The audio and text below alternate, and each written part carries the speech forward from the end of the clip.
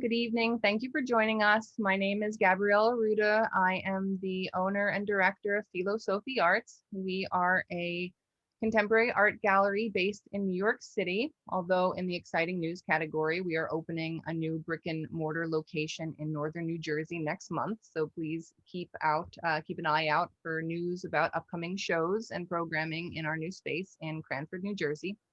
But in addition to being a contemporary art gallery, we are also a progressive education space dedicated to bringing philosophy to everyday life through interactions with art for children and adults.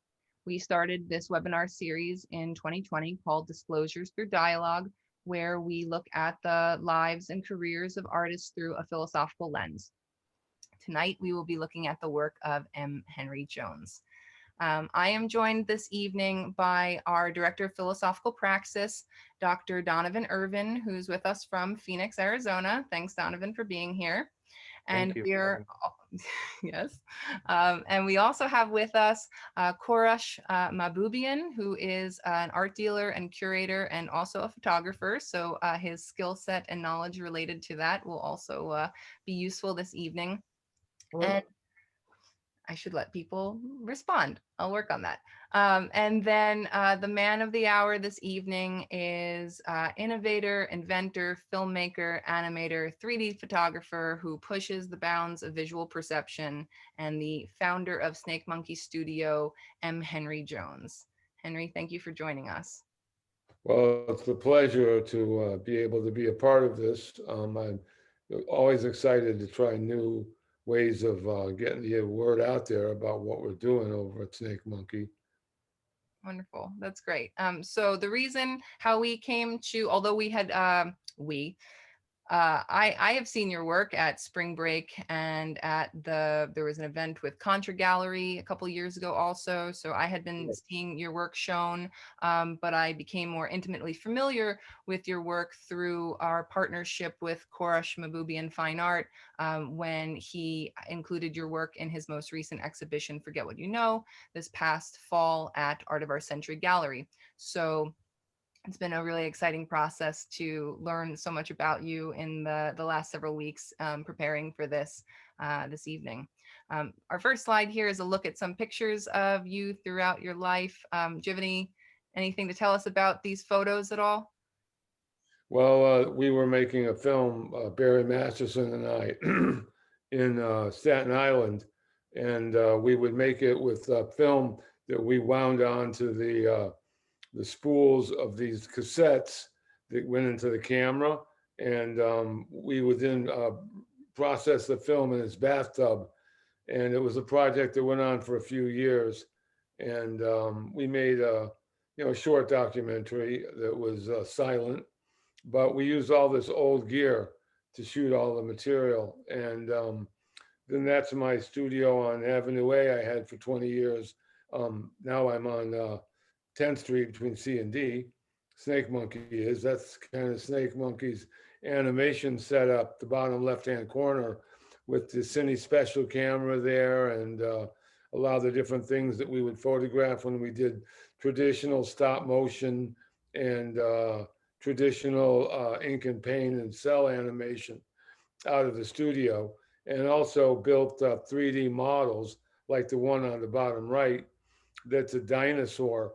And that's one of our favorite images. In 1982, I believe, I went to the Museum of Natural History and got a model of a dinosaur, which I built and then started to make a match of it that was made out of clay, Sculpey. And I worked on it because I wasn't a sculptor by any means. It took me a good number of months to get it mostly finished. And then a couple of guys came by and they were like, look, you need a little help here. And we finished the model. And so the model was exactly the same size as the skeleton.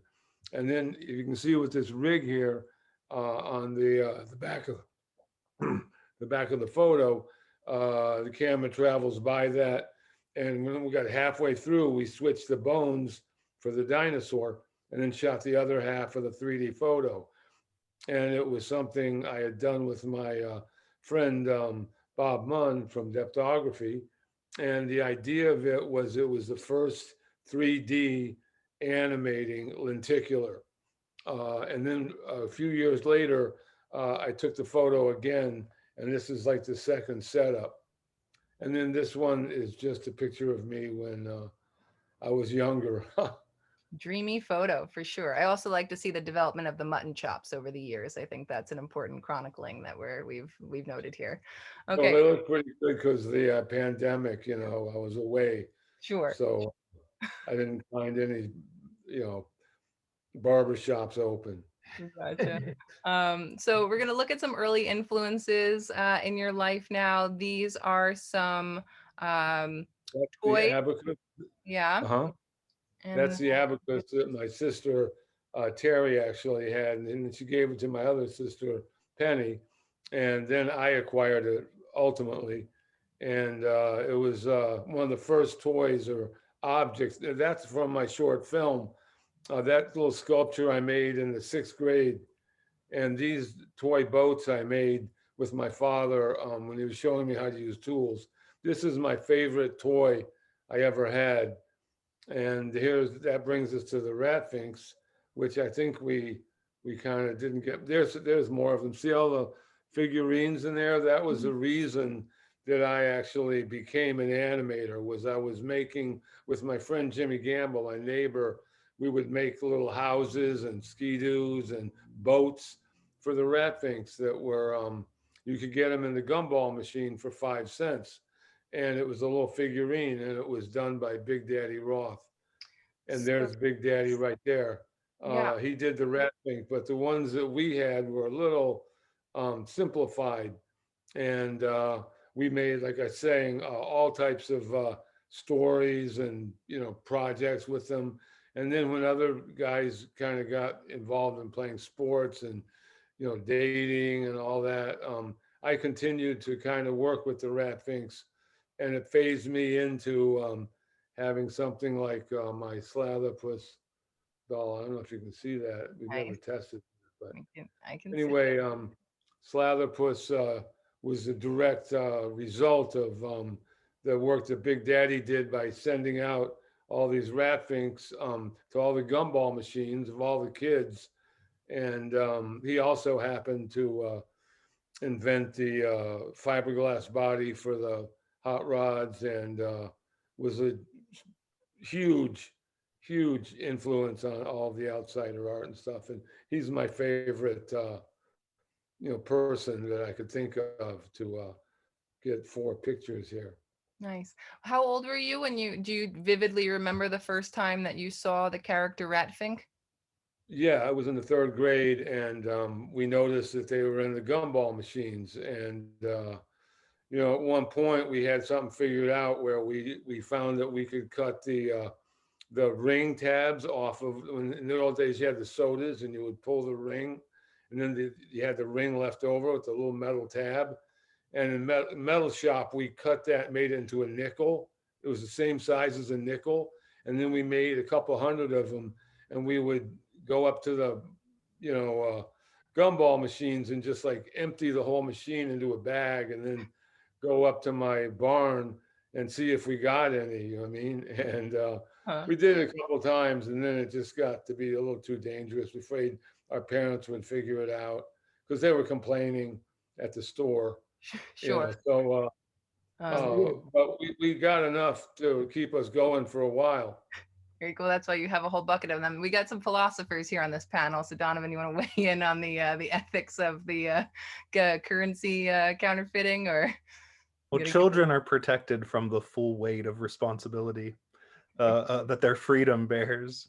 I like this DIY. I think that this whole DIY aesthetic also goes into like the punk scene collaborations and documentation that went on, that aesthetic to use the material that's around you to innovate and create um, things on your own in an experimental way, kind of learning as you go. I think that real early influence with the hot rods and Ratfink and that is really evident throughout the whole sort of all the material that we'll be looking at tonight. It's one of my favorite aspects of M. Henry's work. when we get later on into the commercials, you'll really see a close resemblance to the aesthetic of Ed Roth. It's just completely unmistakable. Mhm. So Well, Henry, we got a couple images here of other influential films and well, this was, I see Pinocchio, Monstro the Whale, who was like my all-time favorite movie experience when I was living in a little town outside of Houston. And we went into Houston to see this movie. And my parents had told me it was going to be a movie that was made out of drawings. And, we were familiar with little cartoons and stuff like that, but I didn't really understand how this thing was going to play out. And I remember standing in front of the theater and seeing this giant Monstro the Whale, a graphic that they had put up there, and the Pinocchio was there, and all the players, and I was just like so excited to see this because it was. I heard it was animation. I didn't really know what that was, and well, I was quite little, maybe the first grade, and it always stuck with me. Also, it's probably the best piece of animation that was ever done with the ink and paint and cell. And Pinocchio was like the super masterpiece. It was the greatest story of all, the greatest artwork of all. Everybody's working together on it at the animation studio, the Disney studio. And then it's just great. And it's great to see it and to see the panels, people figuring stuff out. And then we get to Murnaro's Nosferatu, which I didn't see until I was maybe 15. We would ride our bicycles from our little town when we moved upstate. I was 15 miles, or no, about 30 miles from Buffalo, and I would ride my bike to Buffalo to see films.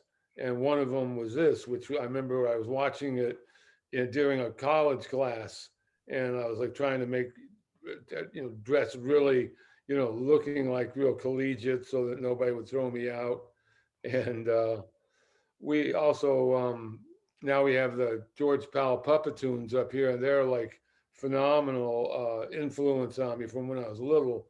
You never really could get a grip on it, who was making them or where they were coming from. But George Powell, he went on to make that a wonderful film um, about the passage of time and all that, the time machine.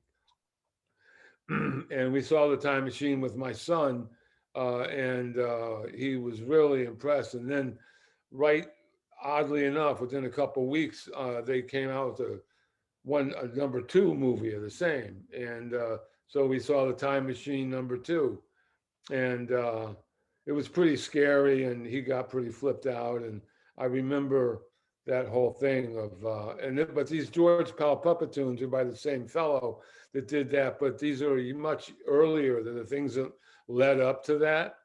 And just the nature of the work is so beautiful, the way it's all handcrafted. And he would make like hundreds and hundreds of little figurines and then replace them in a very specific type of stop motion called a Puppetoon. Thanks. And then we have Stan Vanderbeek, who's like my all-time favorite experimental animator. And he worked at Art Park with me when I was there, or I wasn't there, I was working there. And he did a phenomenal presentation, and where he filmed the Niagara Falls and projected a movie onto this mist screen that was, and this is Norman McLaren, who's another one of my favorites. The simplistic animation of Hen Hop had a big influence on me when I was maybe 13, 14. We had a film club at the school, and I was watching a lot of anything I could get, that was experimental. And I got involved in Zagreb, and Zagreb was an animation studio in Russia that they made really experimental films that had like an underlying story, that so that you wouldn't really be able to tell just looking at it that it was against anything. But if you studied it and became kind of with it, you could see how they were you know, like they had the big one, Yuri Trinket with a hand, where this giant hand comes in and is the oppressor. And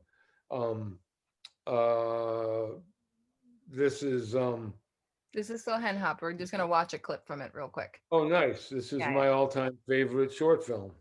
Excellent.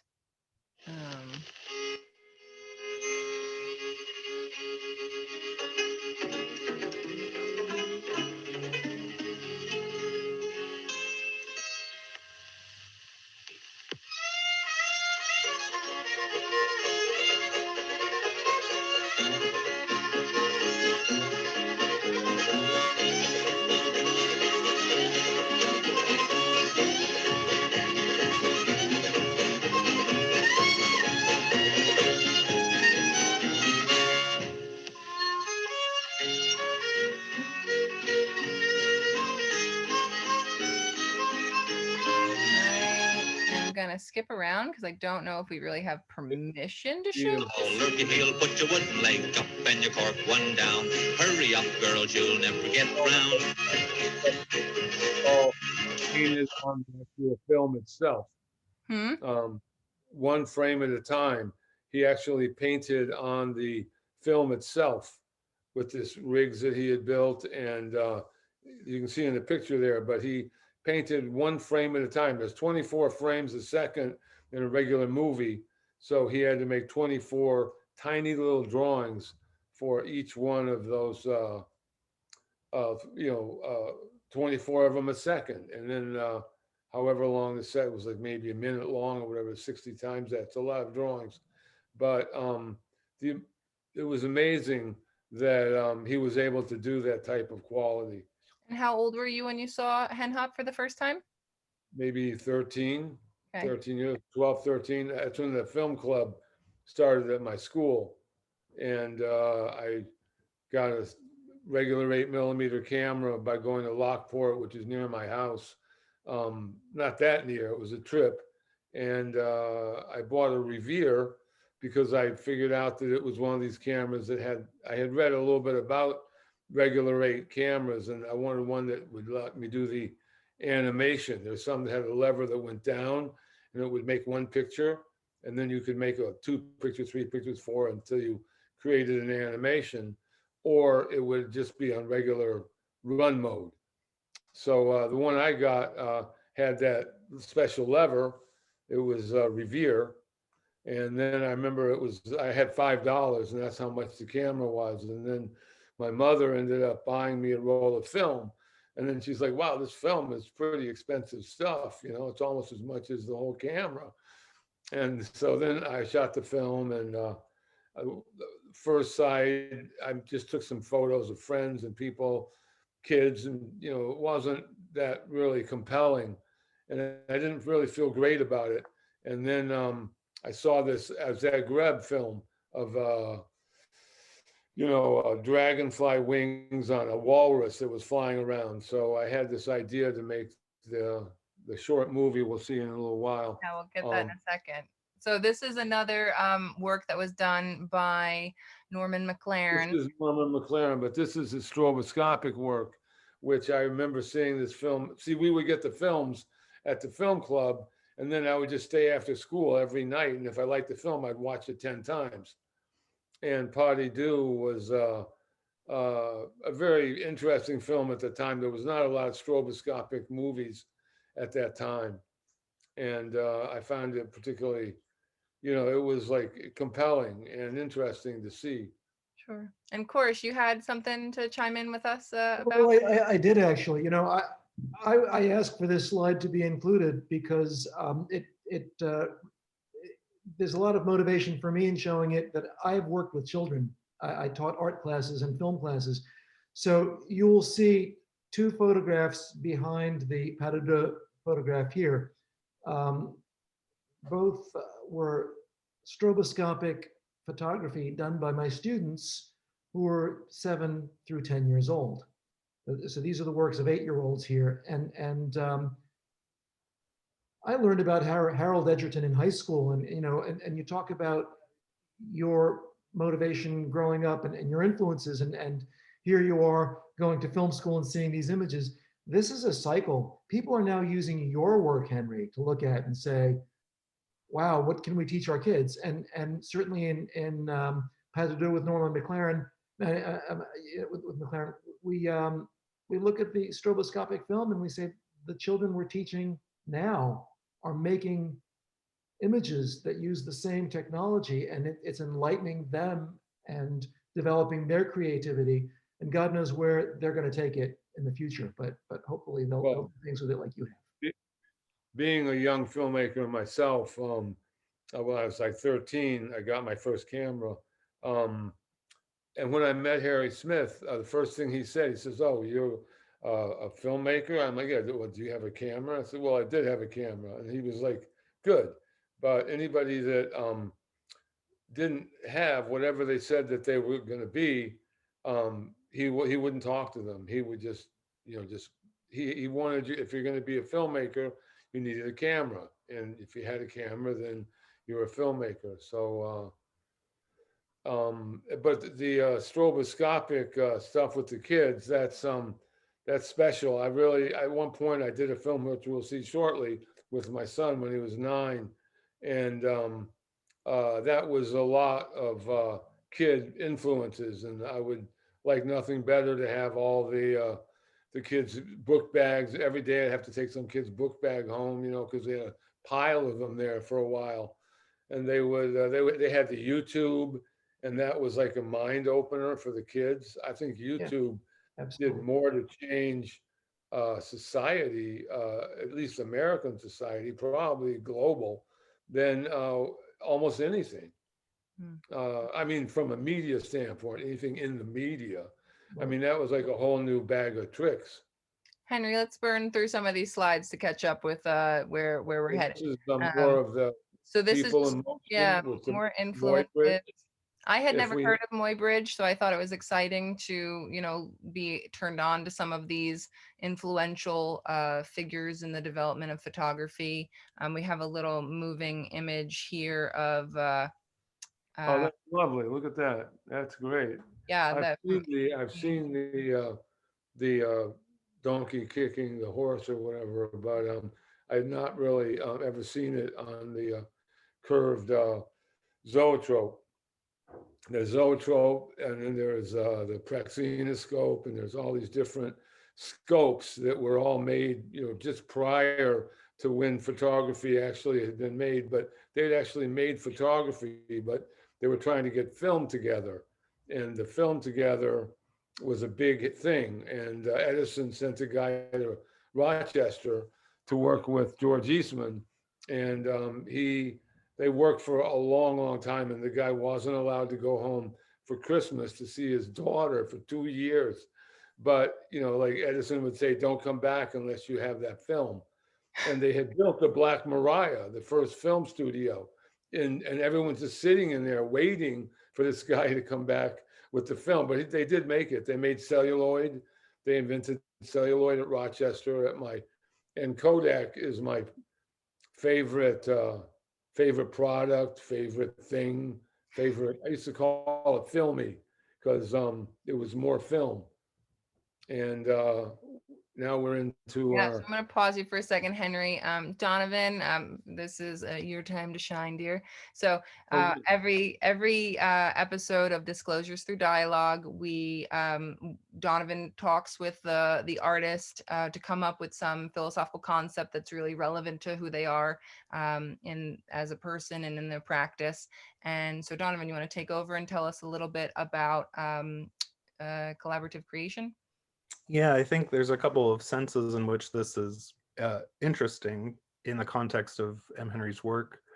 One is the sort of straightforward sense of collaborating with other artists and collaborating with people who have technical know-how in order to realize a vision that's sort of beyond any one of you, because everyone's bringing something to the table. There's another sense also in which it's a collaboration with the audience. The first time I talked to him, Henry, he was telling me about experiments that he had done to try to invoke like an after image or a residual color image in people who were viewing like one color for a time. When that color was removed, they would get an after image of a different color. And how could you manipulate and predict, like particularly make certain colors appear as an after image? So the collaboration also between an audience and the viewer, and the work of art. So we have this quote here from Deleuze. Deleuze is an appropriate philosopher. I was excited to talk about Deleuze when the egg comes up in the cartoon with the little chicken getting ready to come out. I'm like, oh, the body without organs. It's like the chicken has potential.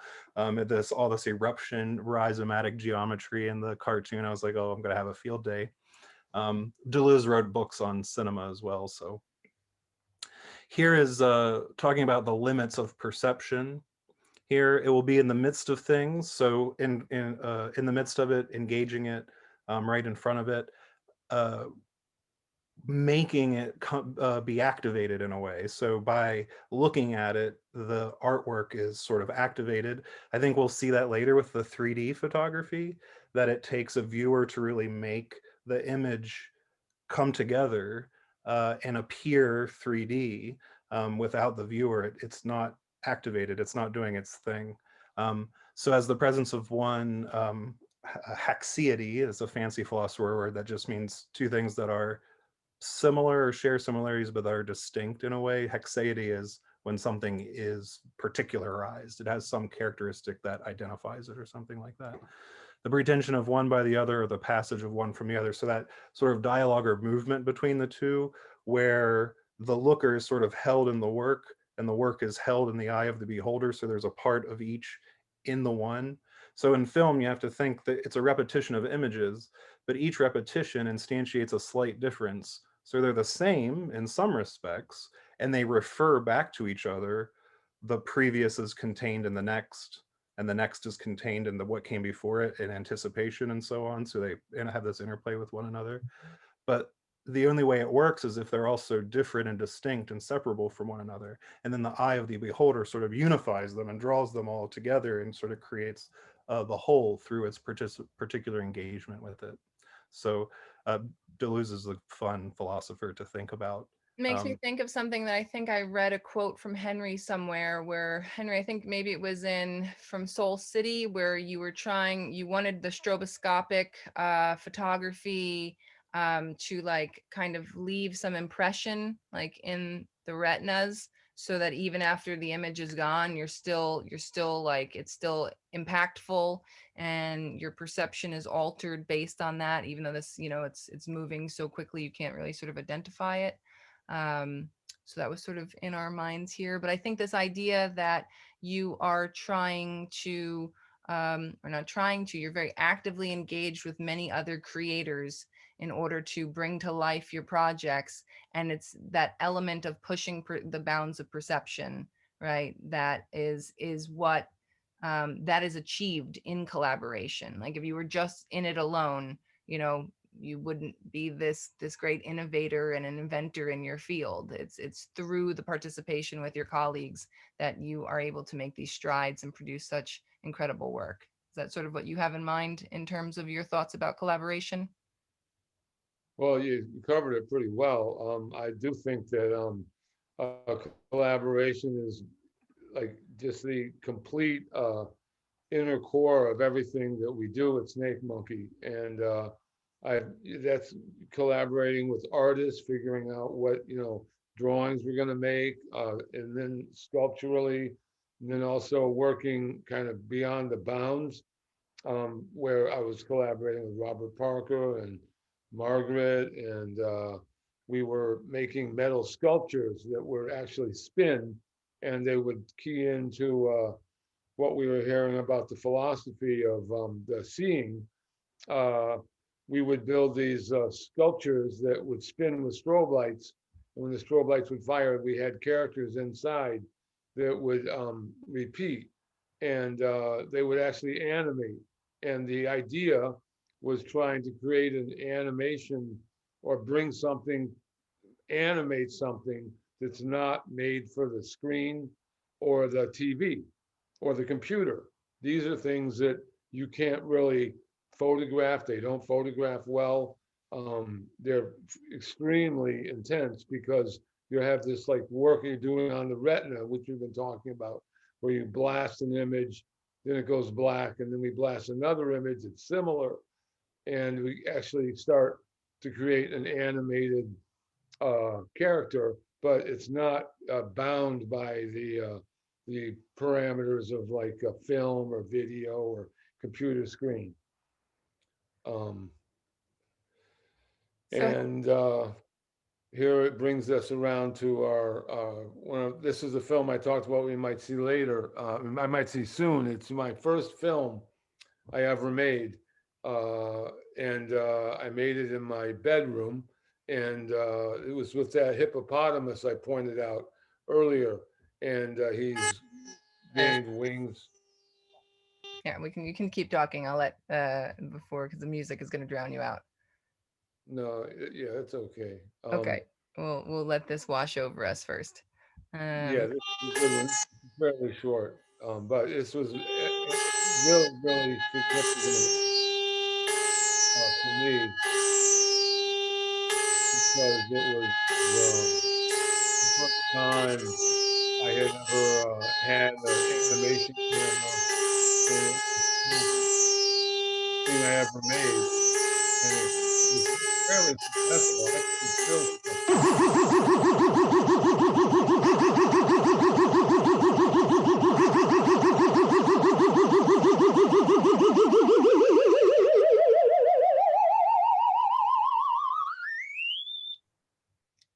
I'm and I delighted. will add that Stu Spasm did the soundtrack for that a few years ago when I Oh, that had a was a show. 13-year-old Henry soundtrack. That's cool.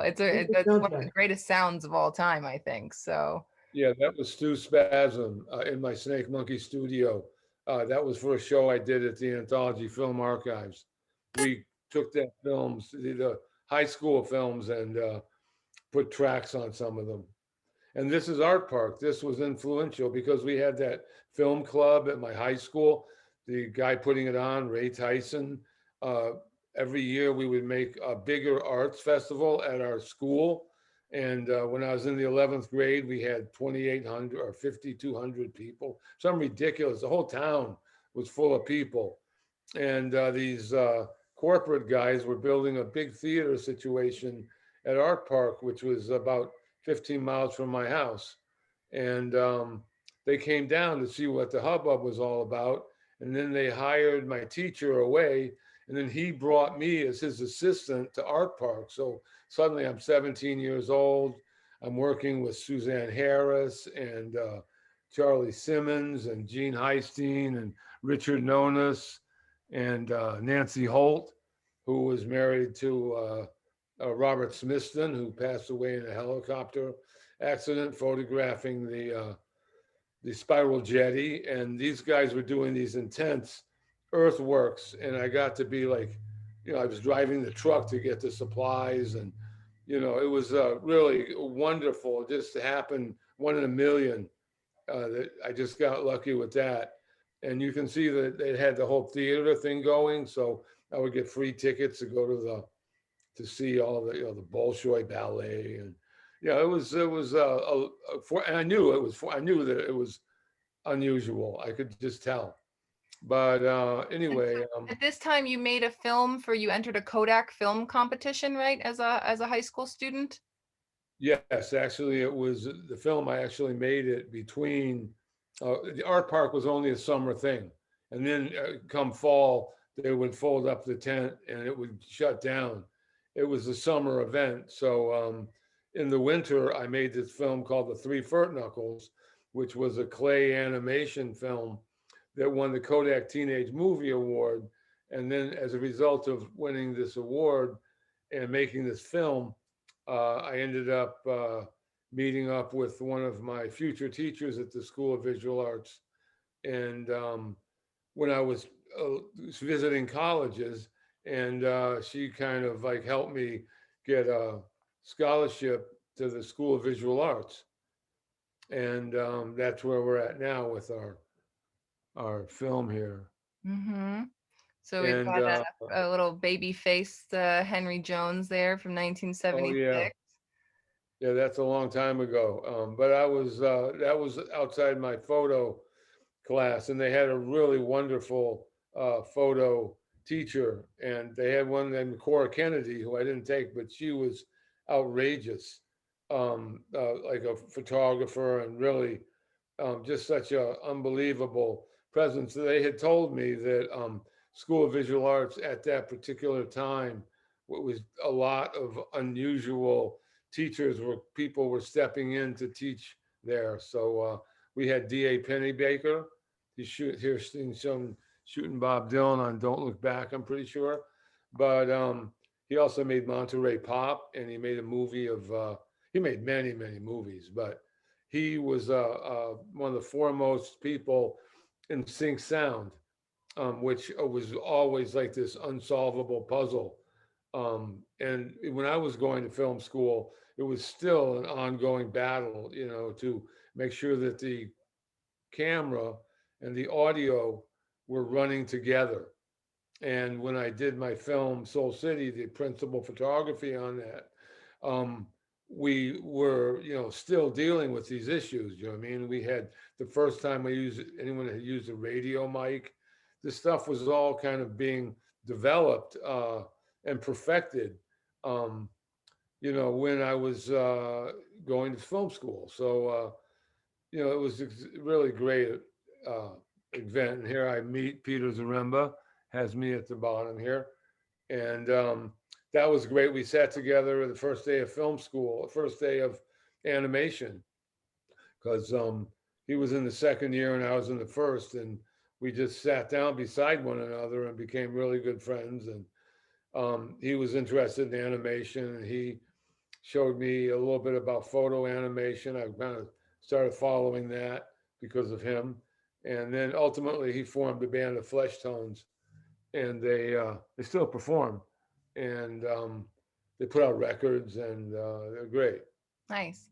And so, and obviously has an impact on some of your, your early career moves as well, filming them. But at this time also, you have the opportunity to meet Harry Smith, which is very impactful in your life. Yeah, that was a major thing. Suzanne Harris from the Art Park, when I visited her in New York, uh, right when I was first going to film school, she said, over at that film school of yours, they're not teaching you about Harry Smith. And I'm like, no. And I asked a couple of teachers, and they're like, well, maybe, but it's not. It's sort of a specific venue. So I ended up going to the library on 53rd Street, where you could take films out and look at them. And so I took out the Harry Smith early abstractions, and actually I got myself into a room there where they had a thing called the Steenbeck, which is a movie editing gear that everybody used to use back in, that time. And you could go fast and slow, and you could stop it.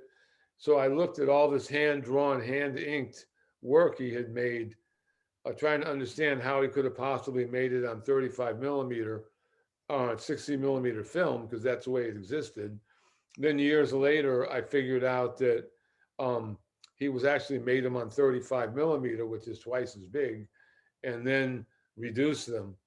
And here I am with Harry, and that's around when we were hanging out. I spent maybe a year and a half bringing him coffee or just hanging out with him. And then we made all these pictures, he did, and I would just help him out, make sure that the tools were washed, and,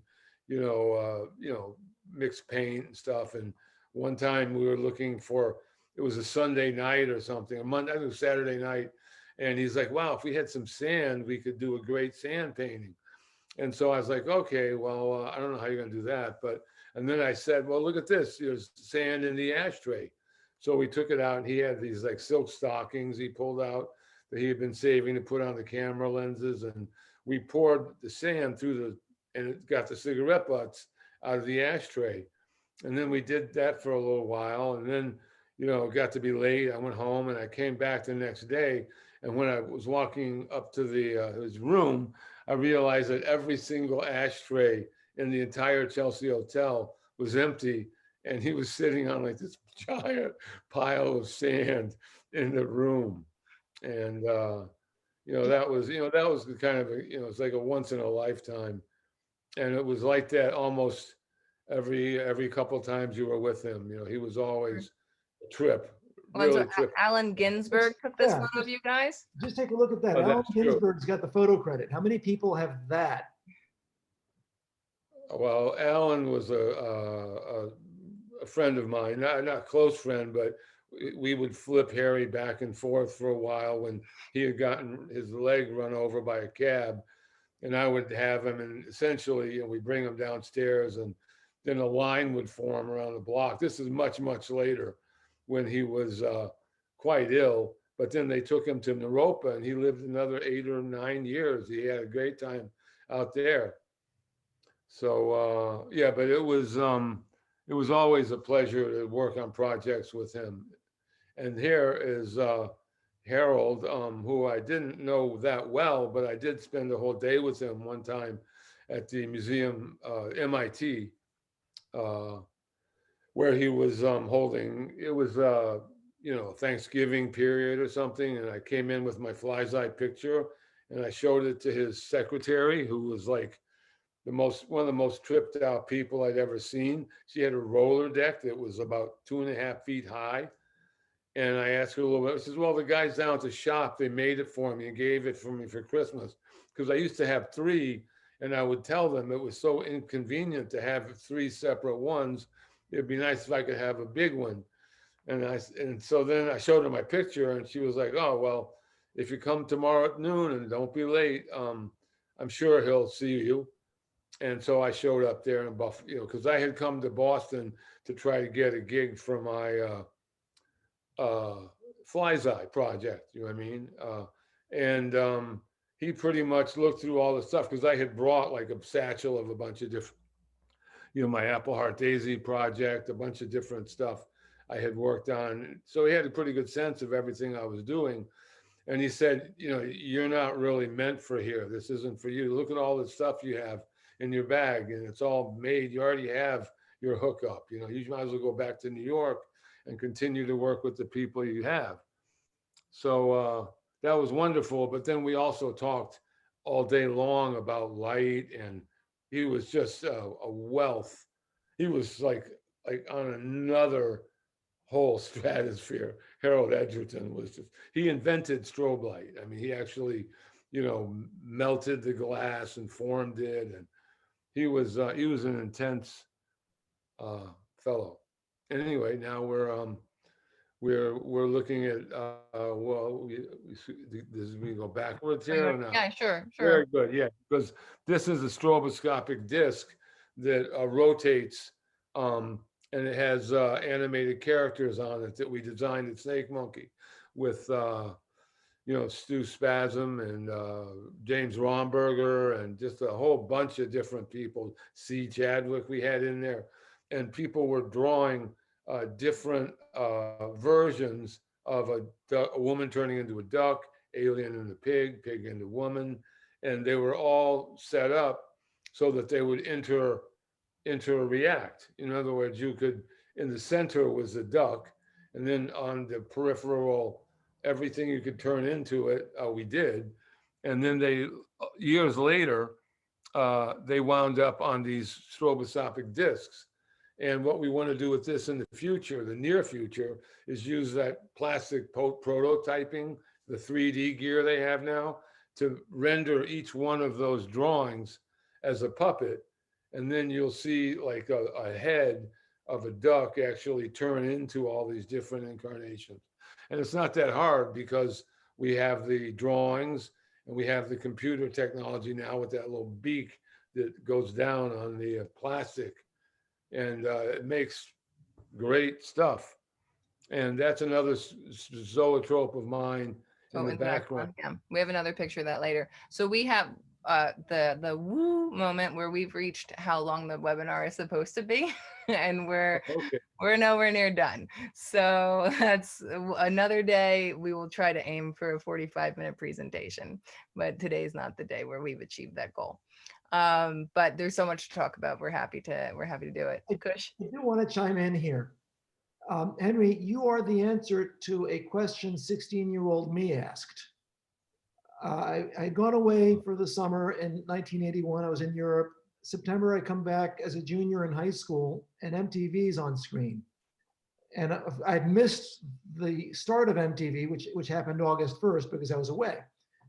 And I come back and I see that all my friends are talking about, well, you're watching MTV, there's music 24 hours a day. And the question was, who makes that many music videos that you can watch them nonstop 24 hours a day? Who are these people making, the answer is M. Henry Jones. Well, the answer is also, it could also be part of it is what MTV in the early days, they would get a Jimi Hendrix movie and they would lift out 2 complete songs. And then they would say that that was a rock video, which it was, but it was actually part of a longer film.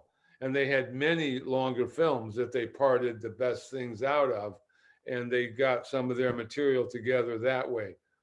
But yes, in fact, this film Soul City that I did in 77 to 79, which we showed at Max's Kansas City and different places and CBGBs with the band playing, shortly before Devo came to town with their videos. This was the actual proving ground for the very early rock videos. And they quickly, another way that they made so many short films was right at that time, a lot of the commercial work was drying up a little bit because of some different various reasons. So the guys that were shooting TV commercials suddenly pushed into making rock videos, you know what I mean? So Nina Hagen has an album coming out, and they would just it just happened real quick in one summer. It went from all these guys having no work to where they were all working. But at the time, they felt that our work was a little too experimental, because they were coming from a more commercial standpoint.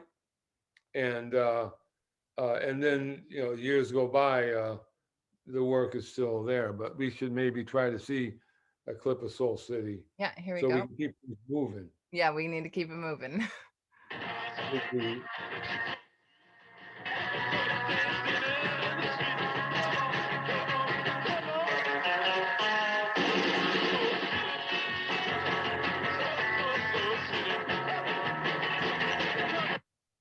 Okay, we only took small clips of these so that we don't violate okay. Copyright. That was a photo animation that I made in 79 that was called, as we said before, Soul City. And this is the one where we proved out getting the third colors by flickering stroboscopically, putting in colored backgrounds so that you can see a couple there and see the black and the image. You would go back and forth between that, and then you would throw in a green one, and then when the green went away, it would be orange because the colors usually go opposites. So, and this is on the retina of the eye we're talking about. So if you look at the movie, the image that's cast on the retina of your eye changes so quickly that it fabricates or it manufactures these different colors and effects that make up that perception. So as a group, people will see the same thing. Like you talk about a color that's not that wasn't shot, and they've both seen it. So it shows that the eye has a surprising similarity one to the next. And this is Go Go Girl. We're going to talk more about Soul City later, but we're moving on to Go Go Girl. We should. We did good on Soul City, and we need to keep things moving. This is Go Go Girl, and this was about having. It has some music. Sure.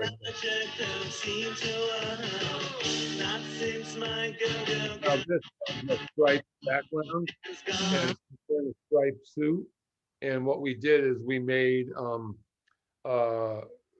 animation sequences where she zooms up and zooms back, so that you get a figure ground relationship where the ground isn't moving, but the character appears to be, because she is, and photographically and cut out, and it ends up creating this kind of disparate 3D effect. That's slight, but it also just carries the tune, and it goes to the music quite well. But I guess we pause that one.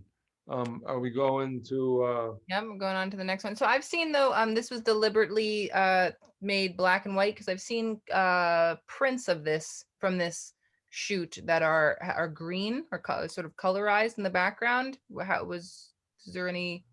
Oh yeah, yeah, yeah. Originally, this background panel Mhm. was made from construct from wrapping paper, and we went and bought a roll of wrapping paper, and we made cardboard, very precision made cardboard squares, and then we would line the square up. So if you notice in the upper right hand corner, there's a tiny black dot. That's part of, if you take every two stripes and you divide them into three pieces, that's how the animation works. So what you're seeing is the striped wrapping paper was green, and sometimes the elements that have been around appear to be green, but the film was shot on 60 millimeter reversal, which is a black and white format film, and the green then at that point became like a different kind of texture, but away. Gotcha. And Like we should be away on to the next movie. yep. Okay. Here we go.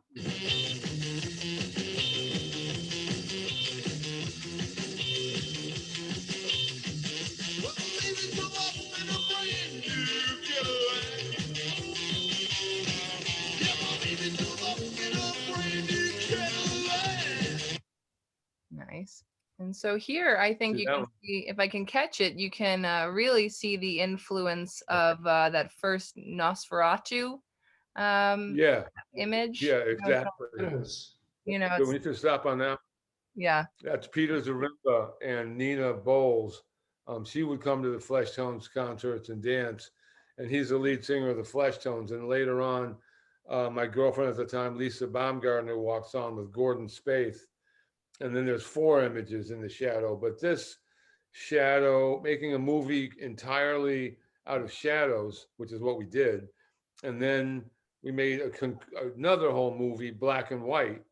And then we put them on top of one another and did some experimentation to figure out that one frame of color and two frames of black and white, I believe, it might be the switch of that, would make a stroboscopic effect, where on the eye, they kind of blended. And it's a little tricky because the film is always hard to catch up with the computer. It's a common thing we run into with the stroboscopic movies we make, and in the past and in the present even, or the recent past, when they came out with H.264, and it was a whole new video codec for the computers, and everyone loved it, but I found it didn't have enough resolution or enough, it couldn't keep up with itself. But ultimately they worked that out. So And Henry, were you going to a lot of concerts at this time, or was it your relationship with Peter that had put you in proximity to these other musicians that no, saw no, no, your that work? was the summer of 1978. That was a huge summer. We used to see, Alan Suicide with Marty Rev, and, the B-52s. I was there when they came to town. And then, everyone had seen them in Athens, Georgia, and Peter Zaremba is spreading the news that everyone had to come and see this act. There was going to be Friday night, a new one from Atlanta, Georgia, and it was the B-52s, you know what I mean? And then, they came to my girlfriend's house and they got beehive hairdos from the Polish people in the neighborhood. These women, oh, you want the beehive, and it was just an endless trip of Nice. films. And so, but then at one point, I felt that, I had kind of seen it all. I was concentrating on my Apple Heart Daisy movie, and I put the same amount of energy into just only working on that film. And didn't go see the clubs that much, you know, but I felt that I had gotten a really good, and I made these 3 movies, you know, Soul City, bringing in my brand new Cadillac, and Go-Go Girl, to typify the direction I saw music going in New York City in 1977 to 79, which was, you know, punk rock going to rockabilly, punk rock going to new wave, punk rock going to garage rock with the Flesh Tones. And then later on, many years later, I was asked to make this animated film of Banging in My Head. And I didn't go to any of the shows, although the gentleman that did this, Bruno, who's a genius, and he made this song. I went to a couple of his shows when he had them in New York. And several And he then asked me to make this film for him using and I had the idea of using my kids' drawings, and we got them to animate, and it came out really wonderful. And this was like maybe 2006 or 7 or something. Okay, we're gonna watch a clip. Donovan, I think people have questions. Could you check the chat box for me, please? I did.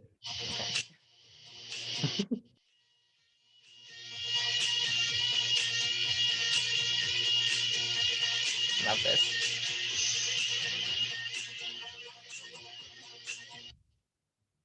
Nice. It should be noted that's aquarium gravel, isn't it?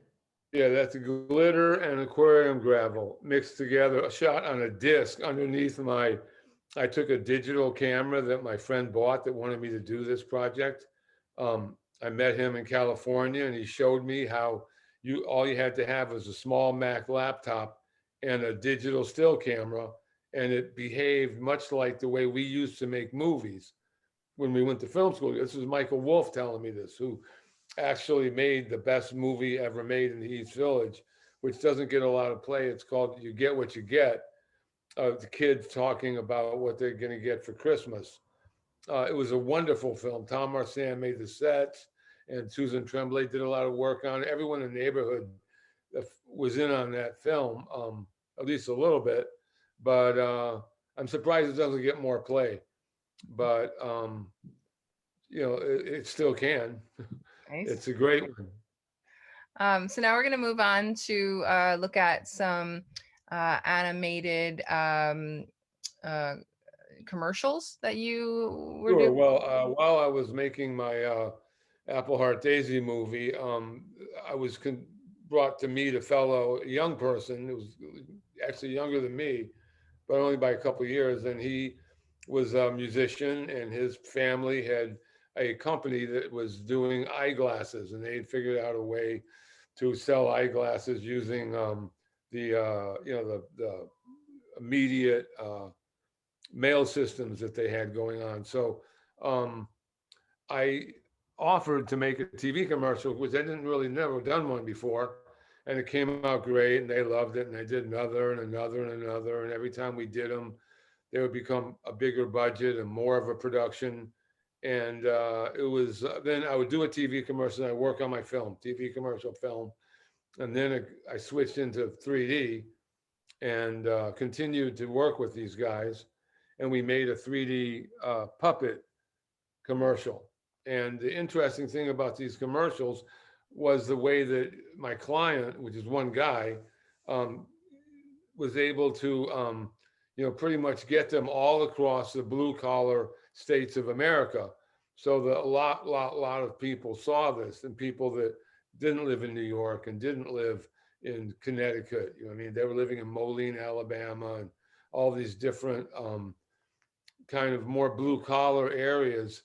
They were excited to get these new glasses cheap, whereas the other people would rather just have fancy glasses. And we ended up, as a result of this, having a phenomenal impact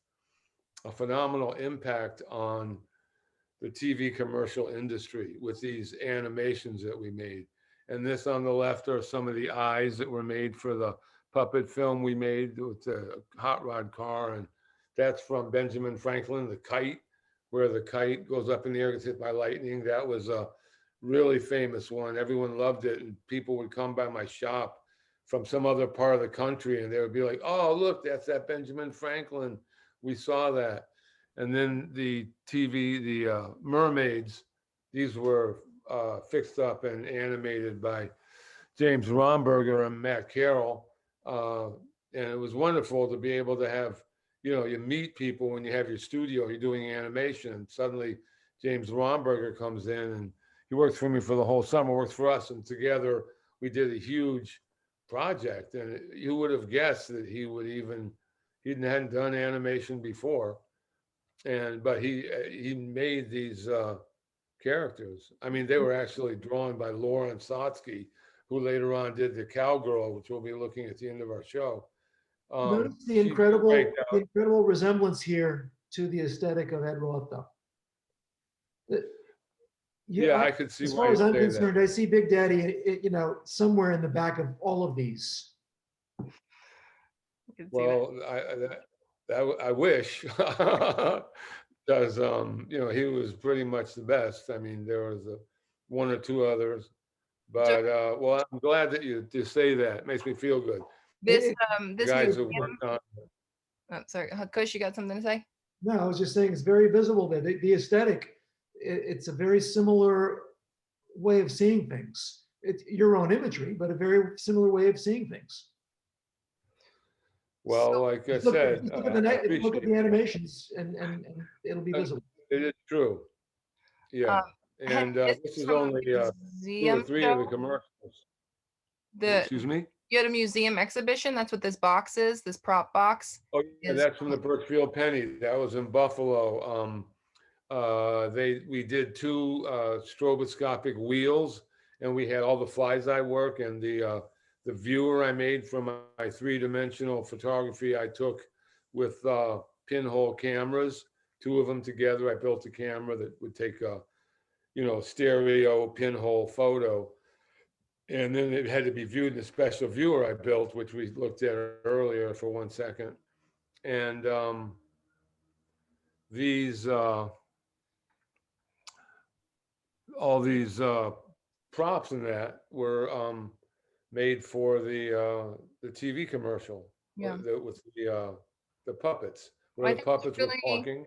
exciting now that you're gonna be selling the cells. Yeah, the original in cell. fact, that's what we wanted to do. I have a shed, a giant shed with a humidity control situation that only has artwork from the commercial campaigns, and which was essentially only this, except for a couple other short ones.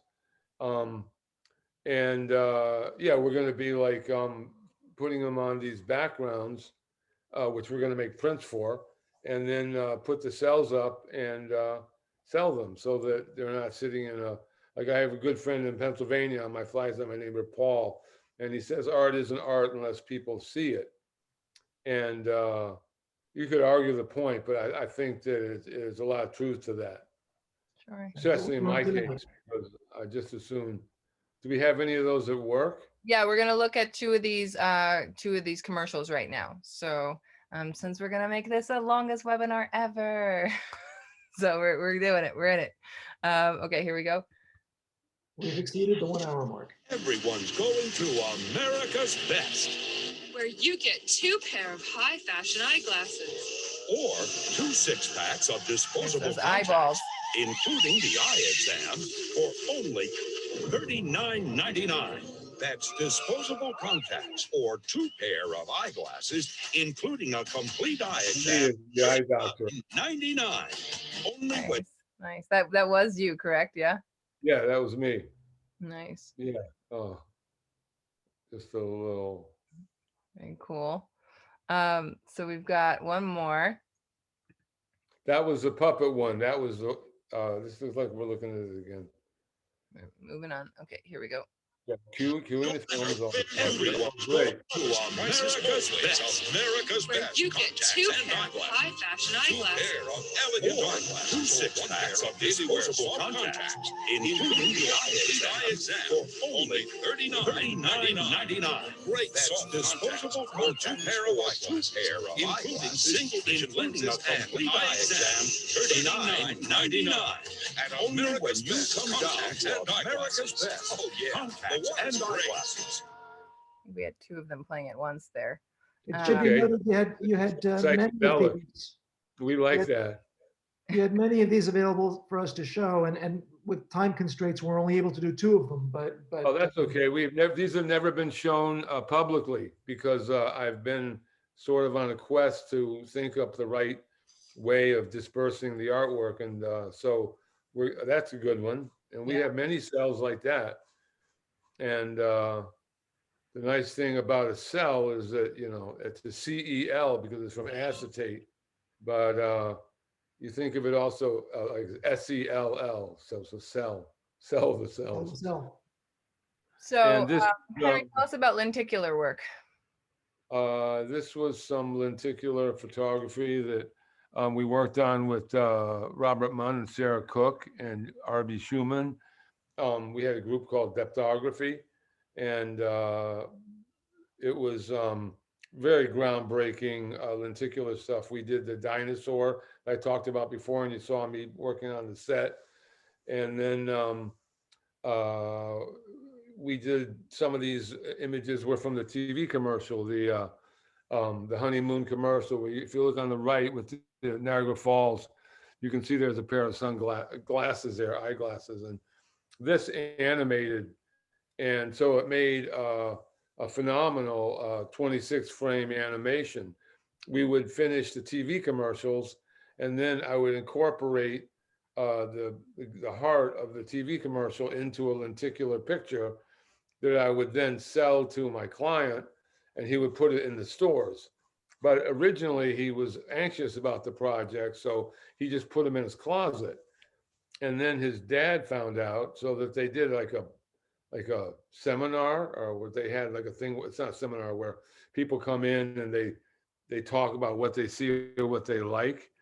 It's like a panel, and everyone loved him so much, he put him in all the stores, and then all the other stores wanted more. So then suddenly we made a bunch more of the lenticular for the store. But meanwhile, Bob had done like a tremendous amount of work with 35 millimeter cameras that were pin registered, and people blowing cigarette smoke that would come out in 3D. And we started the animation, lenticular animation. We did these were going to be buttons at one point, and then they got bigger, and then it changed, and they got used for the stroboscopic. But we're still actually right now coming up with new characters. That's the Ant-Man, or the Mant, we call it, and that's a duck pig. And we had a bunch more that we were, and then this is a list of the collaborators. This is not a complete list, but it's Henry, pretty I'm going to good. interrupt you for a second, please. I'm so sorry to break in, but we've been bandying the word lenticular around for a long time. And I think that a lot of the viewers may not really understand what that means.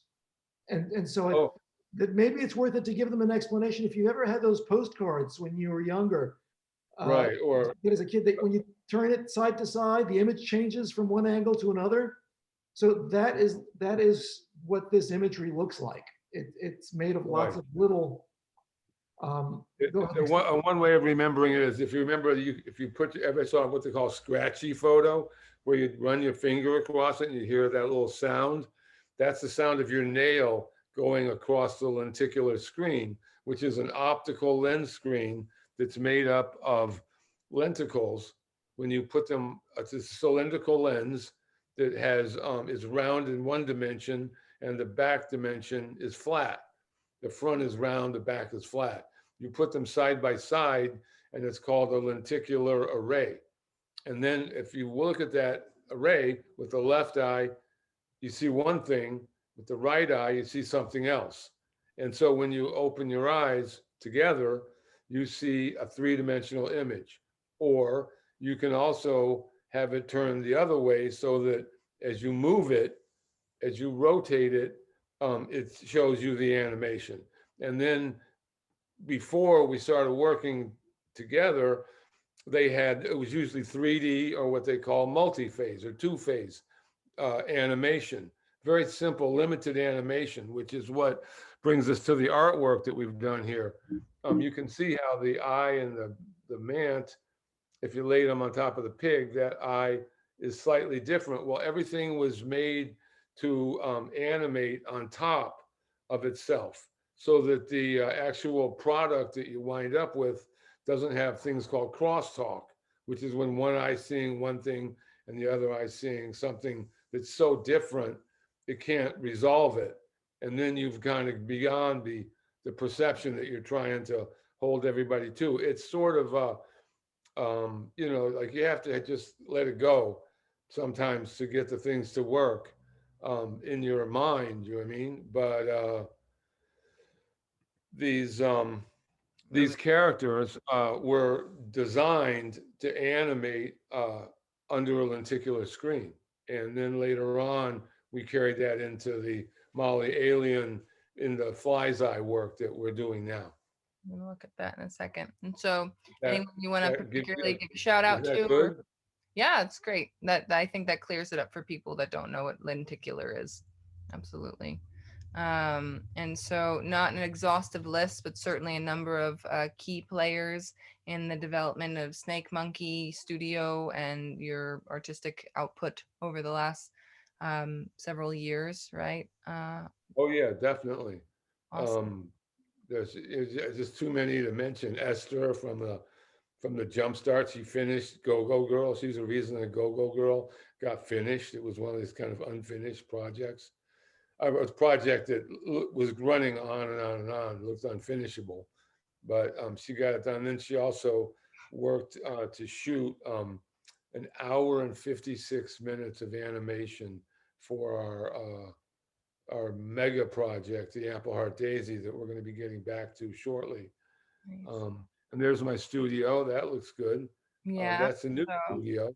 nice. But the letters I made in the old studio, I made them from, the Punk magazine logo. I kind of appropriated it was, each one was drawn by hand, but, oh, here's, I didn't even realize that you have it right there. That was a good bit of work to make all those words out of wood Mhm. and then, photograph them. And then we made that type. That was good when we had Snake Monkey TV. And now we're trying to run under the banner of Fly's Eye 3D TV because we're doing our TV project, we'll talk about at the end. Yeah. But Anything else? no, Where'd the name Snake Monkey come from? oh, that's a tough one. It was kind of ongoing for a while where I would talk about the snake monkey, and there was a Fiji mermaid and everyone kind of wanted to know what it was. And then I made a drawing one time of this. It was like the fish's tail with the head of a man, but it was very kind of loosey goosey and raw. But I liked it. And then we later on turned that into a graphic, which I don't think is here. Um, and the snake monkey, I had a tiny plastic bag that had a snake and a monkey in it, and I was always talking about it, and it just kind of stuck. Sure, it's catchy. I'm into it. I can imagine that. Oh yeah, I think it's a great name, Bunch of and creatives I sitting love it. around would enjoy landing on that name for sure. We're gonna keep going. So we're gonna look at some career highlights. And so this archival collection of your photography and a look at your life. This book is kind of a highlight achievement. I think I saw this associated with the Kickstarter campaign that you were doing to help advance Fly's Eye 3D. some years ago. Yeah, I believe that we're going to be looking at my famous book that never came out. A good friend of mine became very ill in England, and he's just now getting better. And hopefully, we'll be able to get back to the publication of the book. I'm not. I'm sure you won't have the whole book in here, but No, no, just this. even a couple photos of it, I'm sure will be good. Awesome. So that we were just touching on that. So then you were a part of the very exciting and experimental venue space that was Club 57 from 1978 to 83. And there was a museum exhibition at MoMA PS1 from 2017 to 2018 that your work was included in. So that's when I mentioned we were going to come back to Soul City. So you made the film, but the film was made from photographs, and you have these cutout sort of 3D sculpture cutout photography pieces that I've never seen anything like that. I think they're really cool. Could you tell us Yeah, a little well, about them? before Photoshop, and there was nothing really done like that again. There was 1,722 individual photos that we cut out, and I had started experimenting in a film called Walking Man, and Peter Zaremba had a little bit of an influence of me, pushing me to do photo animation. So then we kind of, once we got involved in it, we took it to the limit, and that's maybe 220 or some odd photos, each of which were cut out. Every scene was cut out, and then when we saw the film earlier, you could see the stroboscopic paper was switched back and forth behind it, and it made the animation. But when you're all done, you wind up with these kind of sculptural things that are very tripped out looking, and that's one of them. There's about 8 or 9 like that make up the 1,722 individual photos, because this was before Photoshop. There was none of this stuff. This was cut out with the X-Acto knife, and we had to transfer the registration, which was really important. And when I was in college, and an animator, registration was the most important and the most difficult thing. And I mean, not as difficult as actually doing the drawings and some of the stuff people got into, but trust me, registration was a big part. And computers, just in a day, you were done. We didn't have no problem. I remember being in California with my friend who bought that camera to put on my animation stand so I could shoot my kid movie Banging in My Head with the glitter and gravel. And he said that you don't have to worry about registration. It just goes. It just goes with the image. I was like, when you shoot a series of pictures, you don't have to register them. And I just couldn't believe it. But I believe it now because that's how they make them. And this is before, and that's what we were talking about, was what it was like to make these. And it was insane. But it was fun, and they did a beautiful job of putting it in the museum there. It was killer. Nice. And so Club 57 was inside, it was in the basement of a Polish church at 57 St. Mark's Place. Donovan and I spent plenty of time in grad school in the basement of a Unitarian church going to punk concerts. So we can relate. It wasn't as exciting of a space as Club 57, but we certainly church basements tend to be a cool place to be. But yeah, it was good because you could set up a bar there and not have the cops come and bust you. And Peter Zaremba and Miriam Lena were wandering around the East Village on the middle of on a Friday night, looking for a place they wanted to do shows, because CBGB's would have people come in from out of town for the Saturday and Friday night shows, and then Thursday and Wednesday they would do a New York band, and it was almost all summer long with the Flesh Tones. So Miriam and Peter found this church. And then Esther's sister found the guy that was running the social club, and he had kind of an MYF thing going, like a Methodist Youth Fellowship.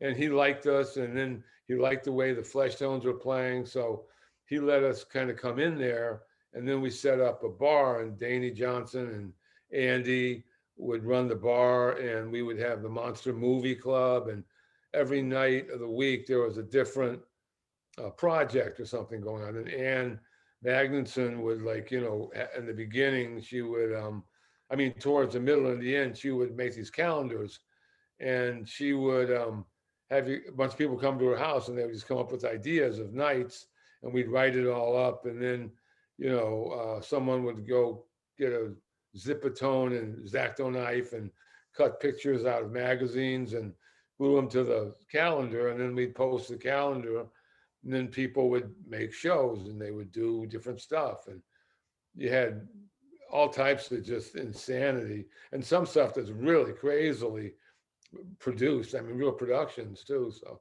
it was fun. It was a real weird but fun, performance space. I think that's what And college anyway, college art school is supposed to be, weird and fun. So, it's, you had a lot of kids from SVA there and doing wild things, and Keith Haring and Kenny Scharf, and a lot of musicians getting their start in the scene at that venue. So that's really an exciting opportunity that you were there and that you contribute to it so significantly. You are a storied part of its history, and we're happy to celebrate you in that, and and turn people on to these photo cutouts that exist from it. There's some other examples. These are works that were in the MoMA show. So you should be very proud of that, and your good cutting skills. I don't know if I would have yeah, been able to, yeah, some nimble hands there, Henry. So yeah. okay, we're gonna keep going. So there's some other museum shows that we had mentioned or Yeah, intimated on upon. the right, we're looking at my 3D viewer I built from my zone plate and pinhole photography, and you can see that they're two round images, and those two round images are viewed through that green viewer, Mhm. and they become 3D. But the reason that this was made was I wanted to expand the sides of the 3D image, because there was this thing called the puppet theater effect, which happens when uh, things look like they're little tiny puppets inside of a box, because it has to do with, like, the disparity of the lenses as they start to get further apart, things start to shrink.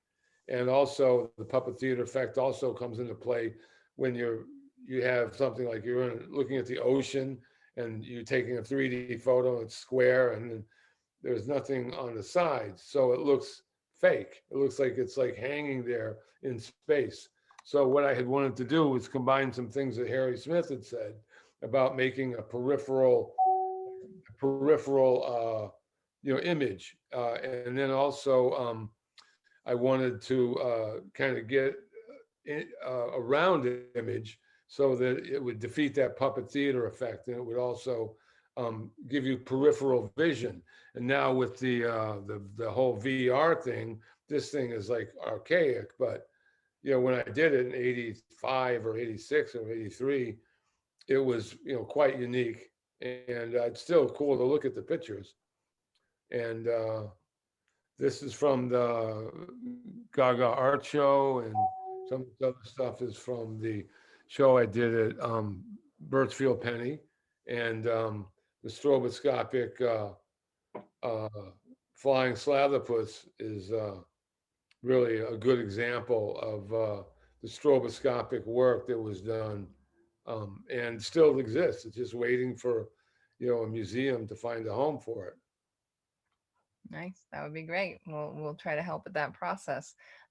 So we've gone quite long, so we're gonna try to get through this. Here's another image from these shows, and Anthony Hayden Guest interviewing you at one of I guess perhaps maybe your opening or something. What was the Yeah, occasion that of that? was, well, no, we did, every week we would do a night out there at Garner, and we would bring a bunch of people from New York.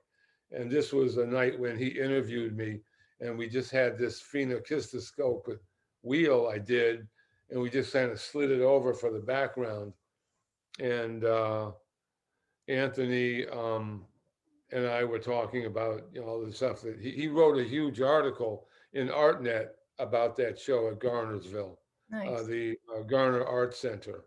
There's And we very- also, Margaret made a VR thing that was not a thing, but it was a VR, experience that you could move your fingers on, and you could see the whole show by just moving your finger around the palm of your hand.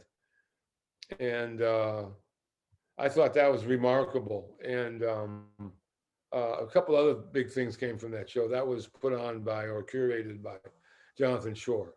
Well, it was And- also through Anthony that we got to meet you. So presumably Right. connections are made continuously this way. Yeah, and let's not forget that the show in Buffalo,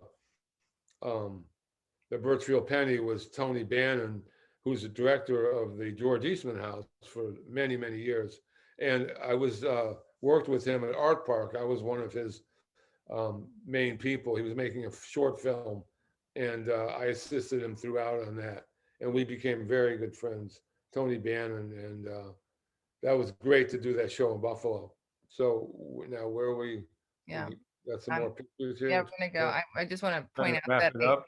you wear some very vibrant shirts there, Henry, as well. I can see the similarity perhaps between what you're wearing this evening and that one. So channeling some high fashion for the art. So what's now?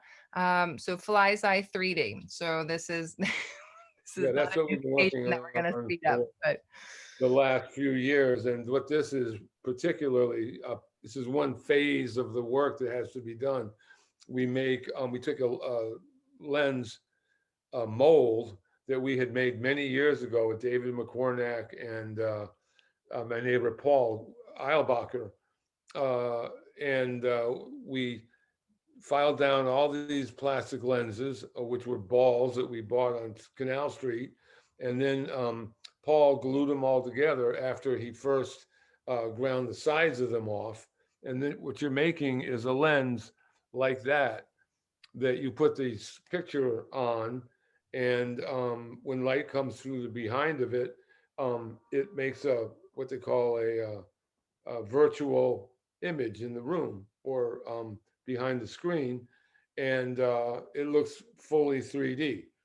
But we had to build the equipment to make the lenses so that we could then work with photography to make a matching set of images. And we originally did it with a camera I had built with Roger de Montebello in 1983. And then that camera, we took some work and some measurements from and figured out stuff. And then we made a new camera that was a digital camera that we brought into the computer and worked with there Daniel J. and Keith Lubell, and just so many different people have been on this project. And I think Well, here you that's a can pretty see what it good. looks like. Yeah, and remember, if you will, that Lenticular and Fly's Eye 3D do not look well when filmed. You do not get the effect. When you look at that It's very, effect, very difficult filming this. so people, sometimes their breath is taken away. It's like that remarkable, and you just don't get it with the video. But that's part of the whole point I'm making about my work, is that it's on the edge of perception, and like sometimes what you can see, you can't video. One of the things about the Coca-Cola bottle is when we had it in our show, Forget What You Know, it was located at the end of the room so that anyone coming in could ultimately focus straight through the room on the Coca-Cola bottle. As you wound your way through the room, whichever position you found yourself in, you were far enough away and in the right angle to see the Coca-Cola bottle following you, as though you're looking at the Mona Lisa from different perspectives, and she's always looking at you. In this case, of course, Yeah, well, Mark Reinertson did like an extraordinary job of photographing the Coke bottle, and my girlfriend Rachel actually held the Coke bottle with her hands because she was frustrated seeing the people that we had in there doing it, and everyone just came together on that one, and it was one of the first ones that we did with the new technology that we've been developing. Nice. It And was an so, early one. Here you'll see the closer up. yeah, so here are works that were in Kourosh's show, which are available for sale through our partnership with Kourosh Mahboubian. We're happy to also offer them. So if anyone's interested in any of the works that we're going to show now, you're welcome to contact us. There'll be a card at the end where you can email us if you're interested in purchasing them. So how you're friends with Jim Jarmusch? Pretty much. I don't hang out with him every day, but one time he was kind enough to come to my studio and sat with me while I showed him a 52-minute long reel of animation tests for the mermaid commercial. And Nice. these things were like these whole like very involved little moments. And he would look at each one. Well, that's definitely better. And then we would talk about it. And he is a good friend of my gal friend of mine. And he's just he was one of the best posers of all time. I mean, I like his photo. It came out so good. And you know, he wore that shirt, and it was tricky to get the 3D effect to be exactly at the right place. And this one came out really well. Nice. And then Kembra. Do you have any of those camera ones that move? We don't have a Um, moving we- Kembra in here. We tried. We tried to shoot the Coca-Cola Okay. bottle one we got, but these ones were. And by the way, I took this photograph specifically It's so pretty that good. well, I did it specifically so that I know that it's brighter than the other ones, but that's because you can control the level of the backlight. Um, but I wanted to mention that you've got these hand-milled aluminum frames that they're in that bring the whole thing together. So the impact is like you're looking through a window, looking at someone on the inside, and as you go from side to side, it really is like you're looking through a window and there's someone in there. Right. Well, here's a way of solving that. If you go to Fly's Eye 3D, uh, you can see my website, our website for the Fly's Eye and for also Snake Monkey.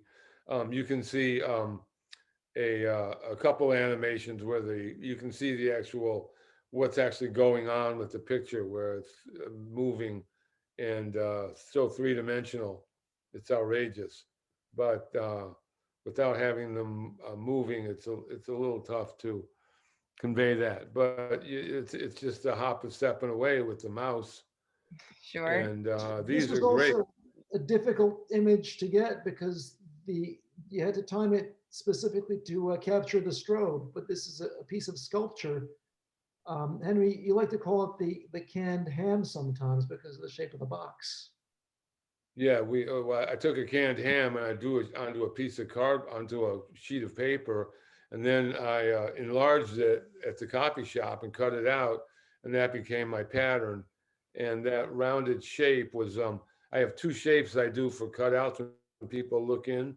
That's one of them, and the other one is similar but slightly more like a 50s cake or 50s table.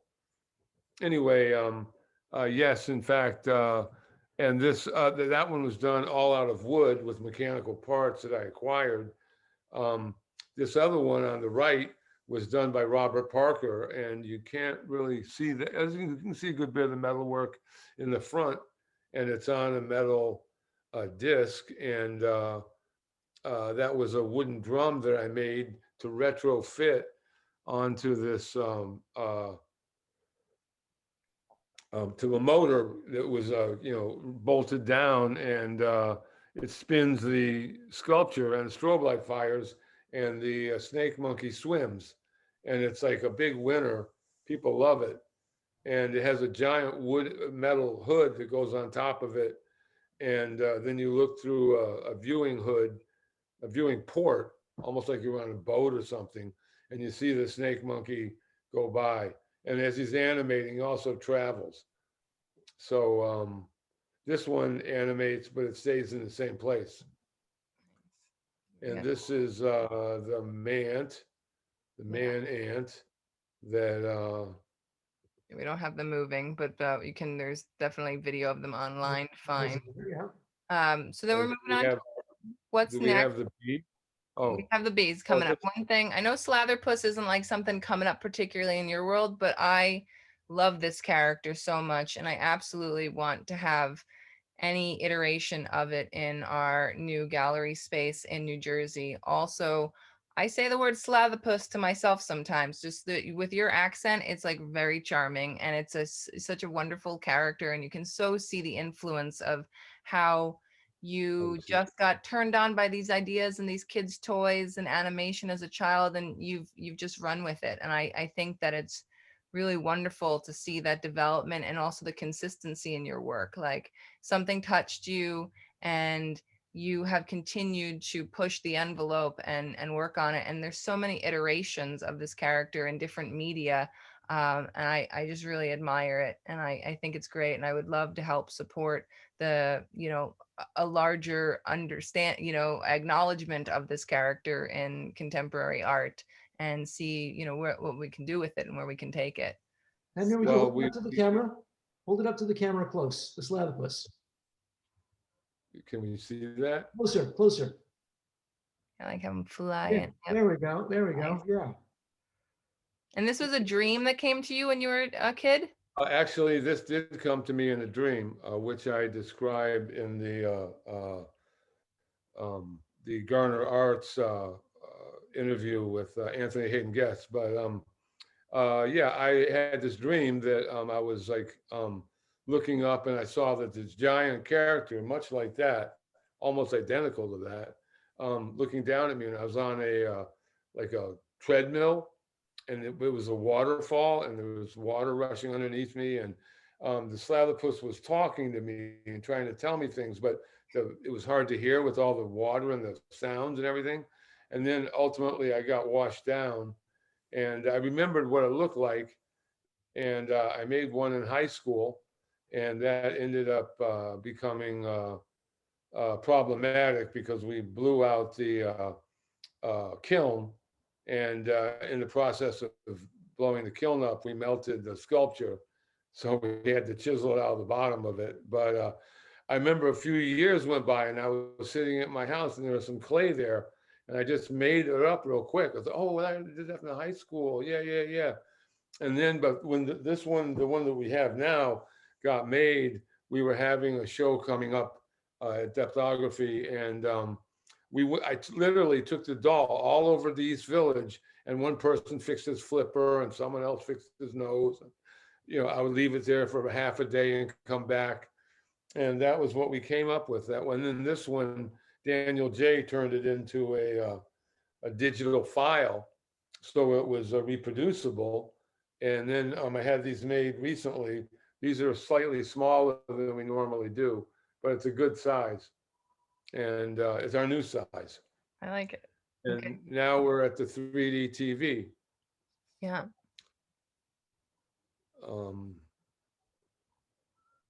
Yeah, well, this is something that I've been working on a couple of years now with Roberta, and this is animation that's being done behind the fly's eye lens. It's kind of remarkable that we were able to get this far. It has a few problems with it, but it's definitely proof of concept, and a good deal more than that. And she wrote the program, she built the computers, and we ran into a fellow at a event for Alice's Looking Glass, which is like another lenticular company and group of artists and this and that, and convince him to give us this,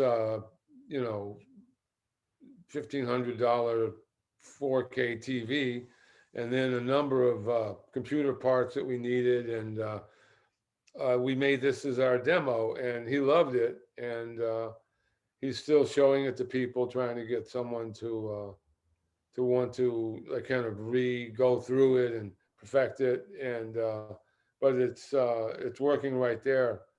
You can see it works pretty good, and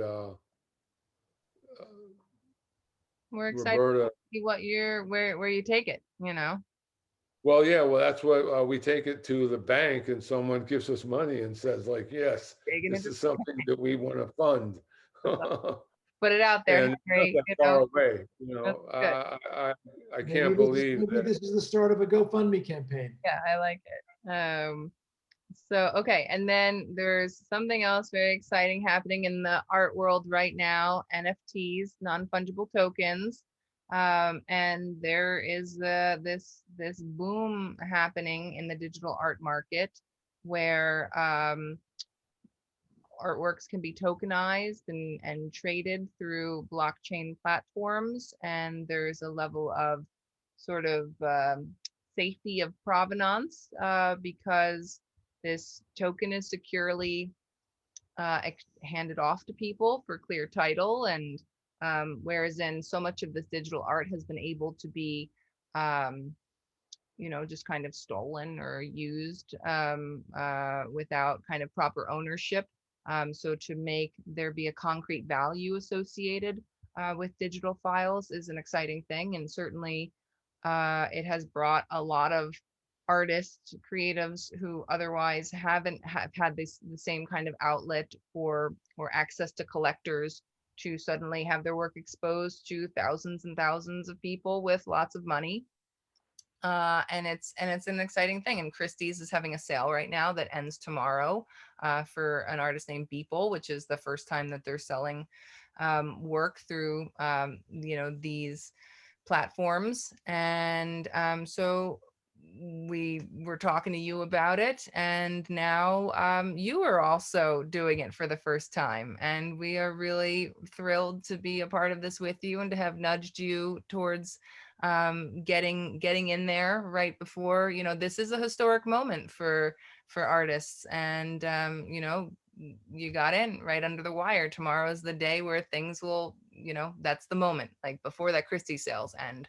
So OpenSea is the site that you have chosen to put your work on for the first time. And so what's this with the Snake Monkey Cowgirl?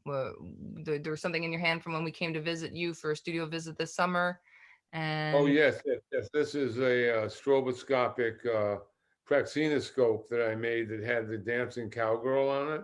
Mhm. The cowgirl jumping through the rope had originally been done as a lenticular, but it was a little too complicated, and we never really completely pulled it together as a lenticular. And then the animation, it was still around because we had done a huge amount of effort with Lauren Sotsky in order to make that come out as good as it did. And it was a 9-frame or 9-drawing animation loop where the girl jumps through the rope to one side and then steps over it to the other side, and it goes back and forth. And anatomically, she's very correct. And it was a huge kind of ongoing project that she worked on for a number of months, and then she went away for a while. When we came back, and we actually got it finished. And then when it came time to have this, I did a show called The Unprojector with Ronald Sosinski and Ronald Sosinski's gallery. And we ended up making a whole lot of stroboscopic artwork that was working. And this was one of the ones that did the best. We made this art piece out of a single piece of plywood, and then I animated the stalks on it and covered them with rugs. People were like, "What are you doing?" And then we got the animation on it, and we turned it on. It was kind of like, "Wow, that really works." And there this was in the show in the Birchville Penny. It was like the featured piece.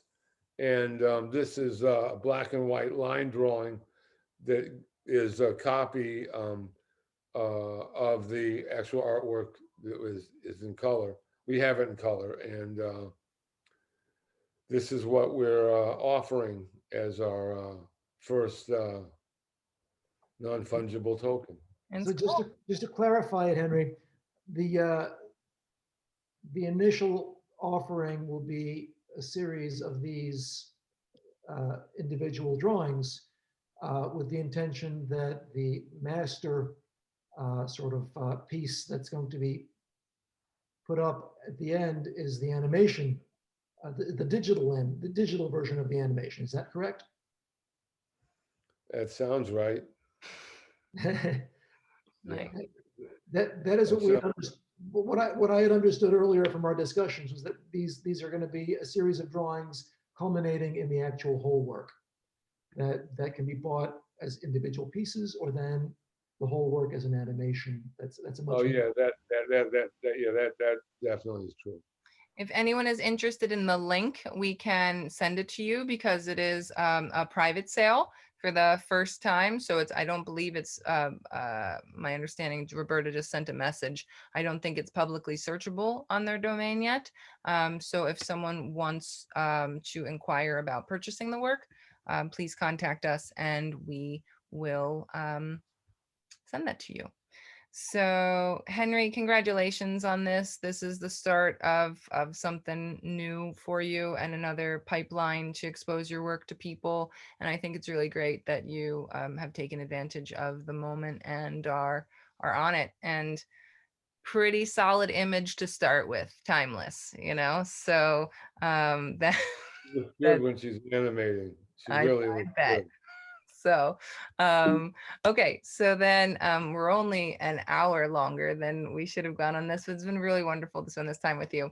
If you're interested in collecting any of the work that you've seen today or other works by Henry, please feel free to contact us at collecting@philosophyarts.com, and we can put you in touch with also Kourosh to learn more about it, or Henry, and happy to facilitate sales of Henry's work for you.